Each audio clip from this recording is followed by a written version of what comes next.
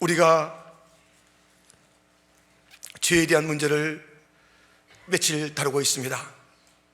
특별히 이 죄는 바꾸는 것이라 말씀을 드렸습니다. 죄는 고집 부리는 것이요, 다른 자들을 비판하는 것이 죄라고 했습니다. 그 안에 많은 내용을 담고 있습니다마는 오늘 또 죄에 대해서 주님께서 우리에게 일러주시기를 죄는 외식하는 것이 죄라 말씀하고 있는 것입니다. 이방인들에 대한, 그리고 유대인과 이방인에 대한, 또 오늘은 유대인에 대한 그룹을 줘서 말씀하시는 죄에 대한 고발을 들어보십시오. 외식이 무엇입니까? 외식은 본질보다는 껍데기를, 내용보다는 형식을 치중한 것을 외식이라고 말하고 있습니다. 외식은 자기에게 주어진 그 특권만 누릴 줄 알고 부여된 책임을 감당하지 않는 그러한 모습도 외식 가운데 있는 것입니다. 외식의 심각성이 무엇입니까? 결정적으로 말씀드린다면 그리스도의 옷을 입고 사탄의 일을 하는 그것이 바로 외식인 것입니다. 유대인들, 율법을 가진 자들, 오늘의 그리스도나 치가는 우리들, 말씀을 가진 자들이 보여줄 수 있는 심각한 죄, 외식. 우리 주님께서 말씀하시기를 화 있을진저 외식하는 자들이여, 화 있을진저 외식하는 자들이여. 오늘 다시 한번 이 외식의 문제를 살펴보는 가운데 다시는 우리가 그 길에 들어서지 아니하고 거기서 벗어나서 안과 겉이 동일한 자, 이 내면이 강건한 자, 하나님께서 보시기에 합당한 자로 다시 한번 일어서는 온 교회가 되기를 주님의 이름으로 축원드립니다. 외식하는 자의 특징을 보십시오. 17절 말씀, 유대인이라 칭하는 내가 율법을 의지하며 하나님을 자랑하며 율법의 교훈을 받아 하나님의 뜻을 알고 지극히 사랑하는 것을 좋게 여기며 내가 율법에 있는 지식과 진리의 교훈을 가진 자로서 소경의 길을 인도하는 자여, 어둠에 있는 자의 빛이요 어리석은 자의 훈도요 어린아이의 선생이라고 스스로 믿으니, 외식하는 자의 특징은 자화자찬이네. 자화자찬. 얼마나 자기를 갖다 자랑하는지 몰라요. 나는 모든 것을 다 한다, 나는 이러한 그런 대접을 받는 자이다, 이런 위치에 있는 자이다, 나는 당신에게 무엇인가 얘기해 줄 수 있는 자격이 있다. 여러분, 얼마나 자화자찬하는지 몰라요. 얼마나 자기 자신을 갖다 높이는지 몰라요. 외식하는 자의 특징이 그것이에요. 여러분, 이 외식하는 자는요, 자기가 선생이라고 생각하기 때문에요, 얼마나 다른 사람의 얘기를 들으면 그 안에 눈물도 있고 어려움도 있고 실패도 있잖아요. 근데 외식하는 자의 특징은 그걸 잘 들어서 가슴으로부터 그걸 위로도 하고 또 함께 문제도 해결하는 그런 것이 아니라 자꾸 고쳐주려고 그래요. 고쳐주려고 그래요. 얘기만 나오면 고치려고 그래요. 그 사람의 특징은. 하여튼 자기가 다 모든 것을 다 알아요. 픽스하려고 그래요. 다른 사람의 인생을. 왜? 자기는 선생이니까, 자기는 잘 아니까, 자기는 탁월하니까. 외식하는 자의 특징은 다른 사람들의 그 눈물을 이해하지 않는 거예요. 실패에 대해서 같이 울면서 일어서려고 하는 그런 마음이 없고 그냥 붕 떠가지고 지시만 하고 가르치려는 특징이 있는 것이에요. 여러분은 어떤 사람입니까? 다른 사람의 얘기를 들으면 그 실패 속에, 어려움 속에 있는 처절함과 아픔과 눈물을 참으로 가슴 저미면서 그렇게 감싸 안으면서 그냥 들어도 주고 힘도 내도록 격려도 해주고 하는 자입니까? 무조건 말만 나오면 이건 이렇게 해야 돼, 저건 저렇게 해야 돼 하면서 그렇게 길을 지시하는 자입니까? 외식하는 자의 특징은 남을 가르치기를 즐겨합니다. 그런데 보세요, 21절에 그러면 다른 사람을 가르치는 내가 네 자신을 가르치지 아니하느냐. 자신은 안 가르치는 거예요. 자기에게도 얼마나 수많은 많은 문제가 있음에도 불구하고 자기는 문제없다 하는 거예요. 다른 자들은 고쳐주길 원하는데 자기는 고치질 않아요. 자기가 얼마나 이 율법이라는 것이 무엇입니까? 말씀이 무엇입니까? 이것은 우리의 거울이 아닙니까? 이 안에 하나님의 마음이 담긴 것 아닙니까? 율법의 가장 큰 특징은 하나님의 마음이에요. 하나님의 마음이 담긴 것이 바로 이 율법이고 말씀인 것이에요. 이것을 통해서 하나님의 마음을 알아라. 하나님께서 네 앞에 다른 신을 두지 말라라는 하나님의 말씀, 그리고 우리 모두가 어떻게 살아야 될지를 하나님과의 관계 속에서, 인간의 관계 속에서 하나님의 마음, 사랑으로 살라라는 그 말씀, 그 마음이 주어졌음에도 불구하고 그것을 바라보면서 하나님의 마음대로 살지 아니하고 다른 자들은 지어갈 줄 알지만 자기 자신은 가르치지 않는 자, 도무지 말씀을 통해서 변화되지 않는 자, 자기 스스로가 누군지 알지 못하는 자, 화 있을진저 하나님의 심판을 피할 수가 없는 죄악된 자들이라는 것입니다.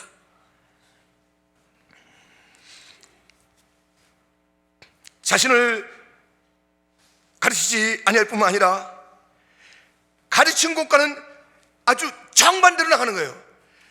다른 사람은 가르쳐요, 자기는 안 가르쳐요. 그리고 가르친 곳과는 정반대로 사는 사람이라는 것입니다. 21절 하반절에 도둑질 말라, 반파는 내가 도둑질 하느냐, 가늠하지 말라 말하는 내가 가늠하느냐, 우상을 가증히 여기는 내가 신사한 물건을 도둑질 하느냐. 가르칠 것과는 정반대예요. 말하는 것은 정반대예요. 삶은 다른 사람에게는 참으라고 자기는 안 참는 것이에요. 다른 사람에게는 도우라면서 자기는 안 돕는 것이에요. 아니, 안 돕는 정도가 아니라 다른 사람을 방해하는 것이에요. 이러한 죄를 짓고 있다는 것입니다. 23절입니다. 율법을 잘하는 내가 율법을 범하노 하나님을 욕되게 하느냐. 기록된 바와 같이 하나님의 이름이 너희로 인하여 이방인 중에서 모독을 받는도다. 이러한 삶을 살아가는 외식자들은 하나님께서 불쾌하게 여기시는, 하나님께서 영광을 받지 못하는 것이에요. 율법이 주어졌고 말씀이 주어졌고, 아니 이렇게 말씀을 듣지 않으면 모르겠거니와 말씀을 듣고 나서 이 말씀을 가지고 다른 사람을 정죄하고 판단하는 데 사용하고 자기 자신을 가르치고 자기 자신을 회개하고 자기 자신을 다시 한번 새롭게 하는 데 쓰지 아니하고 이 말씀 받은 대로 정반대로 살아가는 그러한 삶을 살아갈 때에 하나님께서는 영광을 받지 못한다는 것이에요. 뿐만 아니라 세상 사람들은 하나님, 우리를 통해서 볼 수 있고 만날 수가 있는데 우리 때문에 하나님의 이름이 세상 가운데서 모독을 받는다는 것입니다. 여러분 아시지요? 명예훼손죄가 큰 거 아시지요? 다른 사람의 지식을 도용해서 쓰면 그거 큰 죄 되는 걸 아시지요? 다른 사람 것을 함부로 갖다 쓰면 문제가 되는 걸 아시지요? 하나님의 이름을 도둑질하는 자들이 있습니다. 하나님의 명예를 훼손시키는 자들이 있습니다. 어떻게 하려고 그래요? 한 사람의, 아니 어린아이의 그 명예도 훼손하면 지금은 잡혀들어가는 세상입니다. 철저한 심판을 받게 되는 것입니다. 하나님의 이름을 가지고 살아가는 우리들이 하나님의 그 이름을 도용한 거나 마찬가지예요. 함부로 쓰는 것이에요. 그 이름대로 쓰지 않는 것이에요. 그에게 마땅한 영광을 돌리지 않는 것이에요. 십자군 전쟁 같은 것은 주님의 이름으로 나갔던 전쟁인 것입니다. 주의 영광을 위하여, 주님의 높으신 이름을 위하여, 주님의 그 사랑의 주님을 위하여 나갔습니다. 사랑은 무슨 사랑입니까? 미움이요, 착취요, 짓밟음이요, 약탈이요. 주님의 이름으로 십자가를 앞세우고 나온 그 사람들마다 그렇게 모질고 그렇게 무자비하고 말할 수 없는 역사의 상처를 준 것이 이름하여 십자군 전쟁 아닙니까? 주님의 이름으로 온 땅을 주의 영광을 가리우고 그래 교회 다니면 저렇게 짓밟는 거야? 하나님 믿는 예배하는 자들이 그렇게 무지막지하게 말하는 거야? 하나님을 믿는다는 저들이 그렇게 빼앗아가는 거야? 그런 하나님을 우리가 어떻게 믿는가? 절대로 교회 가지 말아라. 절대로 교회 가지 말아라. 저 사람처럼 될라. 절대로 교회 가지 말아라. 저 사람처럼 실없는 사람이 될라. 절대로 교회 가지 말아라. 저 사람보다 그냥 세상에서 사는 사람이 더 낫단다. 하나님의 이름을 도용하고 모욕하는 인생들. 25절 내가 율법을 행한 즉 할례가 유익하나, 이 할례라는 것은 또 하나의 율법과 마찬가지로 주님께서 택하신 백성들에게 주어진 그 구별된 표시인 것입니다. 율법을 가졌다는 것, 몸에 할례를 받았다는 것, 이것은 구별된 하나님의 백성에게 주어진 이러한 놀라운 특권이요 표시인데도 불구하고 이 율법을 행하지 아니하고 이 율법 뜻대로 살지 아니하고 그렇게 하기 때문에 이 할례가 겉으로 드러난 것이 무할례나 똑같다는 것이에요. 겉모양 가지고는 속지 않겠다는 것이에요. 26절 그런즉 무할례자가 율법의 제도를 지키면 그 무할례를 할례와 같이 여길 것이 아니냐. 또한 본래 무할례자가 율법을 온전히 지키면 의무인과 할례를 가지고 율법을 범하는 너를 판단치 아니하겠느냐.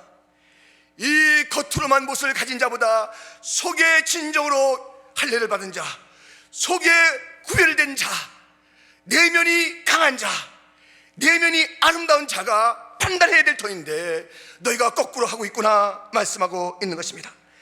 28절과 29절은 이렇게 우리에게 일러주고 있습니다.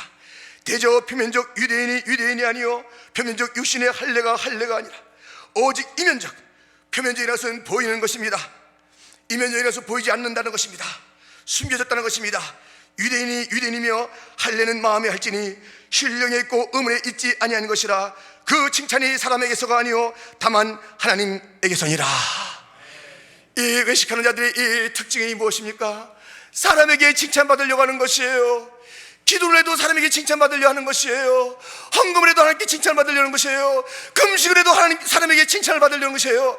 하나님의 안중에 있는 것이 아닙니다. 이 영적인 일을 하면서도 이사야 58장에 보면 금식하면서 우리가 기도했는데 하나님 왜 안 듣고 계십니까? 너의 금식이 금식이냐? 네 옆에 있는 사람이 굶어 죽고 있는데, 네 주변 사람들이 너 때문에 상처받고 있는데 네 금식이 금식이냐? 내가 그것을 어떻게 보고 있겠느냐? 주님께서 말씀하고 있습니다. 사순절 우리가 아무리 개근하고, 아니 우리가 아무리 그 어떤 영적인 일을 한다 할지라도 우리의 주변에 사람들이 계속 아픔을 안고 있고 우리 주변 사람들이 눈물을 흘리고 있다 그러면은 정말 우리 주님께서 이 모습을 기뻐하지 않는 것입니다. 우리는 이 내면이 다시 한번 새로워져야 되겠습니다. 다시 한번 우리는 겉으로서 서로 사람에게 인정받으려는 것이 아니라 다시 한번 우리의 기도가 진정성 있는 기도가 되기를 주님의 이름으로 축원합니다. 우리의 모든 삶이 하나님 앞에 인정받는 삶이 되기를 주님의 이름으로 축원합니다. 사울은 사람의 인정을 받기를 원했습니다. 구약의 사울도 그랬고 신약의 사울도 그랬습니다. 이 본문을 성령의 감동으로 쓴 그 바울도 사울이었을 때에 사람 의식했습니다. 사람 칭찬이 전부였습니다. 자기의 의가 전부였습니다. 구약의 사울왕도 마찬가지였습니다. 이 사울왕은 무엇입니까? 다윗은 만만이요 사울은 천천히다. 이 기분 나쁜 것입니다. 나보다 누가 더 칭찬받으니까 기분 나쁜 것입니다. 그래서 시기심이 난 것입니다. 견딜 수가 없는 것입니다. 그래서 그의 일생을 망가뜨리는 것입니다. 이 분노, 내보다 더 칭찬받는 너를 갖다 내가 잡아주기로 말겠다, 이러한 삶을 살아가는 왜곡된 인생의 주인공, 하나님의 심판을 피할 수 없는 그런 자들이 되고 마는 것입니다. 여러분, 정말 우리가 무슨 것을 샀을 때 겉 포장지는 번드르르한데 빛 좋은 개살구라는 이야기가 있지 않습니까? 겉은 번드르르한데 그 안에 형편없는 것이 그 쌓인 아름다운 포장지 속에 있는 것을 발견하고 실망하지 않습니까? 겉만 번드르한다, 그 말을 우리가 속담에서만 찾고 다른 데서만 쓸 것입니까? 나는 아닙니까? 겉만 번드르한 존재요, 말은 번드르르하고 다른 자들에겐 잘 가르치지만은 자기의 내면은 황폐인 자, 하늘과 상관이 없는 자, 주님의 영광을 참으로 함부로 가리우는 자, 이러한 삶을 살고 있는 것은 아닙니까? 우리의 내면을 봐야 되는 것입니다. 그러므로 할례는 마음에 받으라는 것입니다. 에스겔 36장에 이런 말씀이 있습니다. 또 새 영을 너희 속에 두고 새 마음을 너희에게 주되 너희 육신에서 굳은 마음을 제하고 부드러운 마음을 줄 것이며 또 내 신을 너희 속에 두어 너희로 내 윤례를 행하게 하리니 너희가 내 길을 지켜 행할지니라. 우리의 심령 속에, 이 마음 속에 주의 영이 임하여서 다시 한번 내면으로부터 성령의 힘을 가지고 이 모든 외식의 죄를 이기고 우리에게 주어진 모든 주님께서 원하시고 기뻐하시는 그 길로 가는 성도가 되시기를 주님의 이름으로 축원합니다.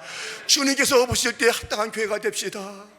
주님께서 인정하시는 교회가 됩시다. 스스로 우리가 장자교회라고 하지 말고 하나님께서 내가 너의 교회를 들어 쓴다, 내가 너의 교회를 온 땅을 들어 살펴보니 너희 교회가 전심으로 나를 찾고 있고 진실로 나를 찾고 있구나.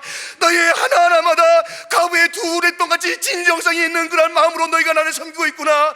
너희 모든 기도가 내 마음에 합한 기도가 되고 있구나.